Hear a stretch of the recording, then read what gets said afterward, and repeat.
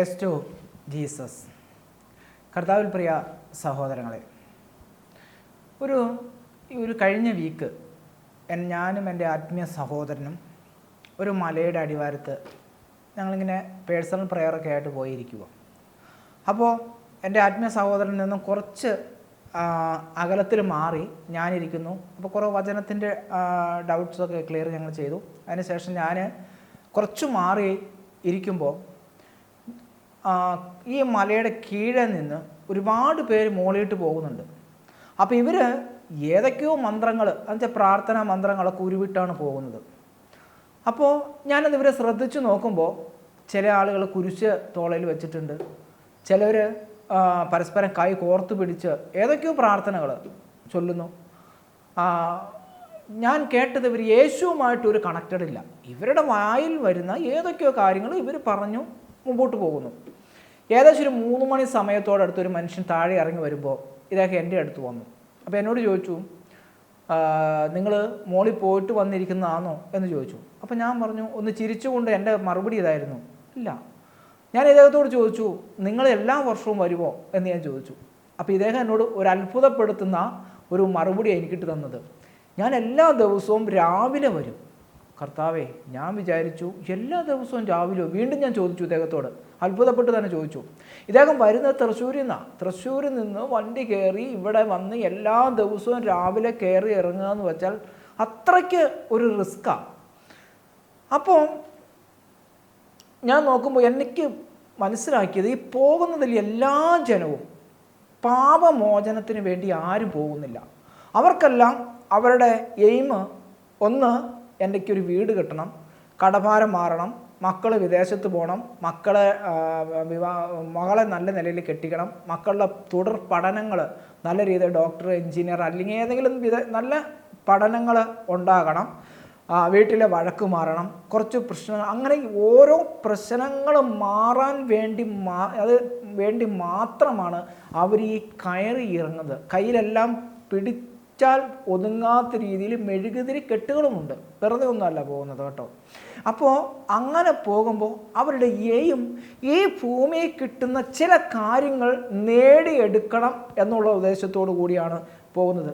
അപ്പോൾ എനിക്ക് മനസ്സിൻ്റെ അകത്തേക്ക് പെട്ടെന്ന് കൃപയാൽ വന്നൊരു ചോദ്യം, ദൈവമേ, ഇതും കൊണ്ട് ഒരു മനുഷ്യന് സ്വർഗരാജ്യം പ്രാപിപ്പാൻ കഴിയുമോ?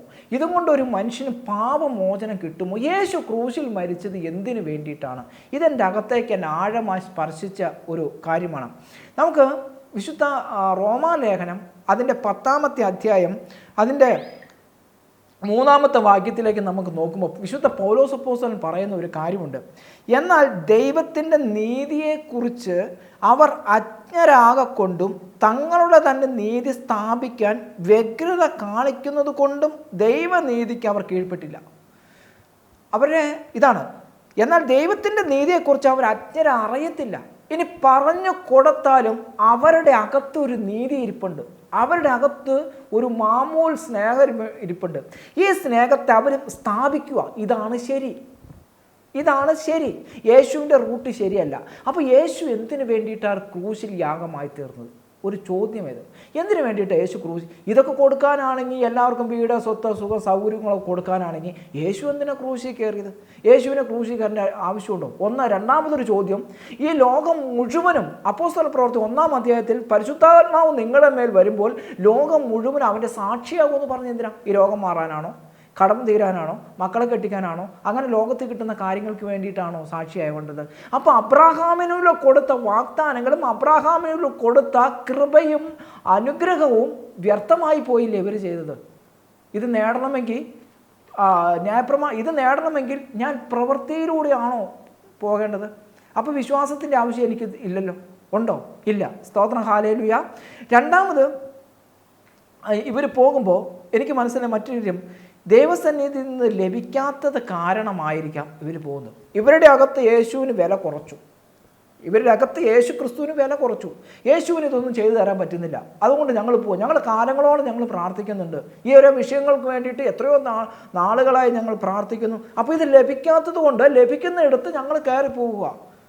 എവിടെ നിങ്ങൾ പോയാലും ഞാൻ പറയുന്നു, നിങ്ങൾ യഥാർത്ഥമായി യേശു ക്രിസ്തുവിനെ രക്ഷകനും നാഥനുമായി സ്വീകരിക്കാതെ നിങ്ങൾ എവിടെ പോയി എന്ന് പറഞ്ഞാലും, പ്രിയ സഹോദരങ്ങളെ ഞാൻ ചോദിക്കട്ടെ, നിൻ്റെ അകത്ത് ഒരു പാപമോചനം ലഭിച്ചിട്ടില്ല എങ്കിൽ എന്ത് കിട്ടിയിട്ട് എന്ത് പ്രയോജനം? സാത്താനും കഴിയത്തില്ലേ ഈ ചെറിയ കാര്യങ്ങളെല്ലാം തരാൻ?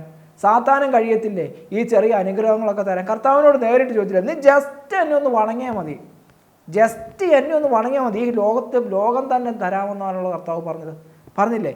റോമാലേഖനം അതിൻ്റെ 3-ാമത്തെ അധ്യായത്തിലേക്ക് നമുക്ക് നോക്കുമ്പോൾ അതിൻ്റെ 22-ാമത്തെ വാക്യം നമുക്ക് വായിക്കുമ്പോൾ, ഈ ദൈവനീതി വിശ്വസിക്കുന്ന എല്ലാവർക്കും ആരെന്നുള്ള വ്യത്യാസം കൂടാതെ യേശുക്രിസ്തുവിലുള്ള വിശ്വാസം വഴി ലഭിക്കുന്നതാണ്. അപ്പം നീ ഒന്നാമത് എന്ത് ചെയ്യണം? ദൈവത്തിൻ്റെ നീതി, ദൈവം എനിക്ക് വേണ്ടി എന്താണ് ചെയ്തെന്നുള്ള ബോധ്യം നിൻ്റെ അകത്തുണ്ടാവണം. സ്തോത്രം, ഹല്ലേലൂയ. ദൈവത്തിൻ്റെ നീതി വിശ്വസിക്കുന്ന എല്ലാവർക്കും എന്നാണ് പറഞ്ഞത്. അപ്പോൾ ഒരാൾക്കല്ല, യഹൂദനും യാതിക്കും ഇനിയിപ്പോൾ ഏതെങ്കിലും ഭാഷയിൽ വ്യത്യാസമുള്ളവരും എല്ലാവർക്കും ആ വ്യത്യാസമേ ഇല്ല. സമ്പന്നനും പാവപ്പെട്ടവനും, ഭായിമാർക്കോ തമിഴ്ക്കാർക്കോ മലയാളീസിനോ ഇംഗ്ലീഷുകാർക്കോ ഇനിയിപ്പോൾ വേറെ യഹൂദനോ അങ്ങനെ ഒന്നുമില്ല. ഈ ദൈവനീതി വിശ്വസിക്കുന്ന എല്ലാവർക്കും ആരെന്നുള്ള വ്യത്യാസം കൂടാതെ, ആണോ പെണ്ണോ ഒന്നുമില്ല, വ്യത്യാസം കൂടാതെ യേശുക്രിസ്തുവിലുള്ള വിശ്വാസം വഴി ലഭിക്കുന്ന. അപ്പം പിന്നെ ഈ ചുമട് ചോക്കണം. ഒരു സ്ത്രീയെ ഞാൻ കണ്ടുകൊണ്ടിരിക്കും, ഒരു വലിയ പാറയാണ്, അതിൻ്റെ ചുറ്റിനും കിടന്നു ഏതോ ഒരു വിഗ്രഹം ഇരിപ്പുണ്ട് കേട്ടോ, ഒരു വിഗ്രഹം ഇരിപ്പുന്നുണ്ട്. ആ വിഗ്രഹത്തിന് ചുറ്റും തലയിലൊരു കല്ല് വെച്ച് ചുമന്നുകൊണ്ട് നടക്കുക വട്ടം. ഞാൻ ഓർത്തു, ദൈവമേ ഇവർക്ക് എന്തോ പറ്റി? ഇവർ ദൈവത്തെ യഥാർത്ഥം അറിയാത്ത ജനമാണോ? അവർ ക്രിസ്ത്യാനിയാണ് ശരിക്കും. അപ്പോൾ ഒന്ന് ചിന്തിച്ച് നോക്കി. അപ്പോൾ യേശുക്രിസ്തുവിന് വിശ്വാസമില്ല, യേശുക്രിസ്തുവിന് ഒന്നും കിട്ടുമെന്നുള്ള ബോധ്യം അവർക്കില്ലാത്തത് കൊണ്ടാണ് അവരിങ്ങനെ നടക്കുന്നത്. അപ്പോൾ അവർക്ക് സ്വർഗമില്ല.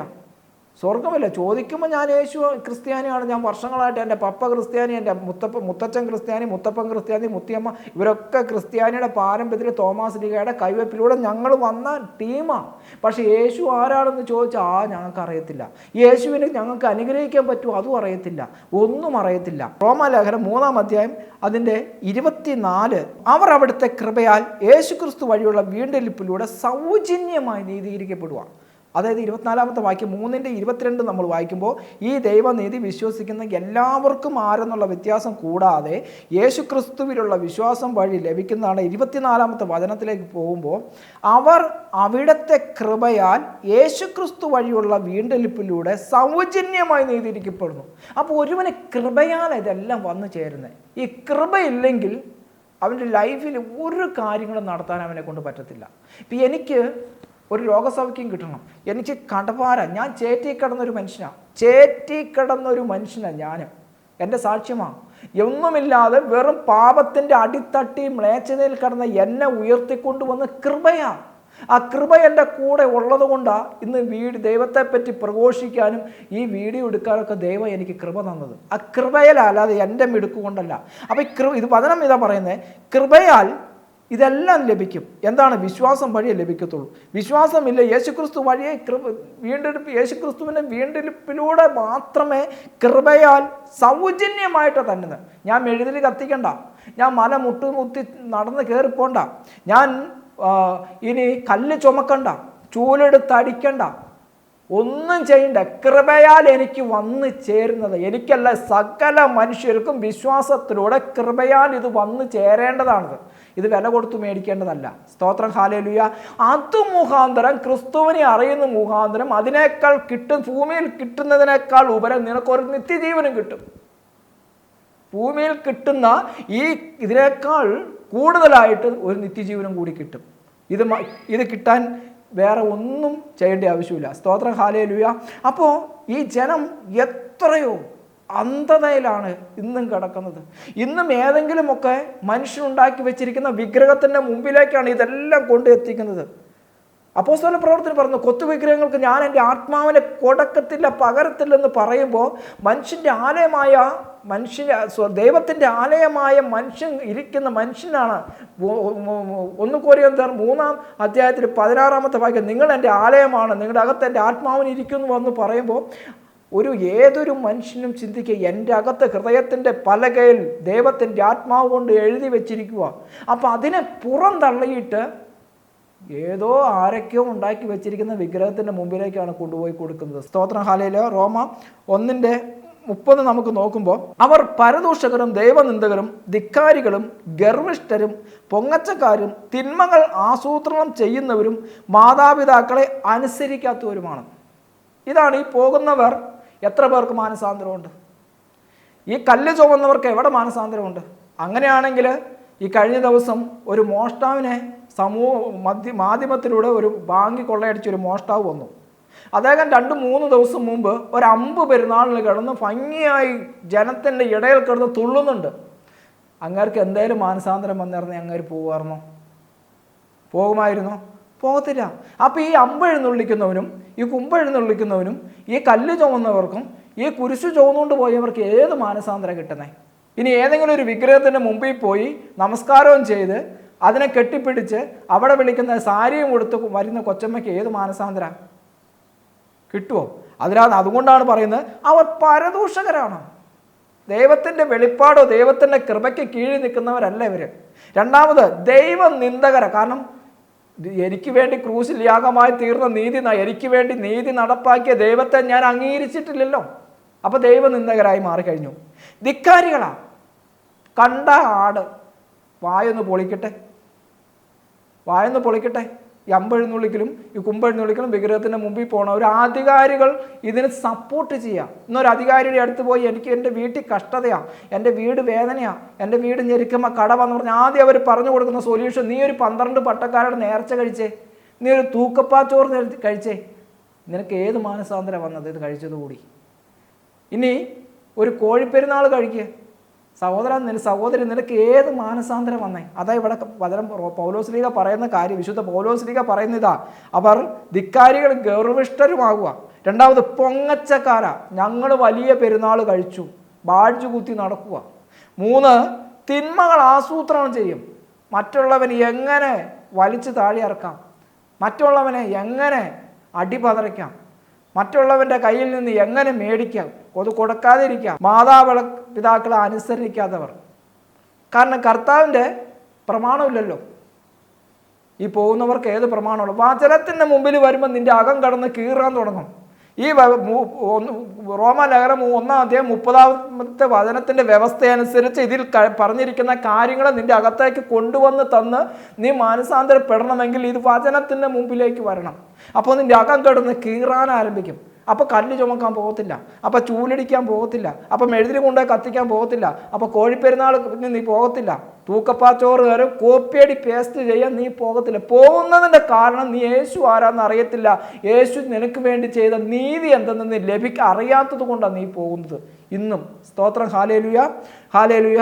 അതിനാൽ കർത്താവിലെ പ്രിയ ജനങ്ങളെ, ഈ വരവടുത്തുമ്പോൾ, ഈ കർത്താവിൻ്റെ വരവടുത്ത് നിൽക്കുന്ന ഈ സമയത്ത് മാനസാന്തരപ്പെടുക, നീതി നടപ്പാക്കുക. യേശുക്രിസ്തുവിന് ശക്തിയില്ല, അതുകൊണ്ടാണ് ഞാൻ പോകുന്നത് എന്ന് ചിന്തിക്കുമ്പോൾ നിങ്ങളൊരു കാര്യം ശ്രദ്ധിക്കുക.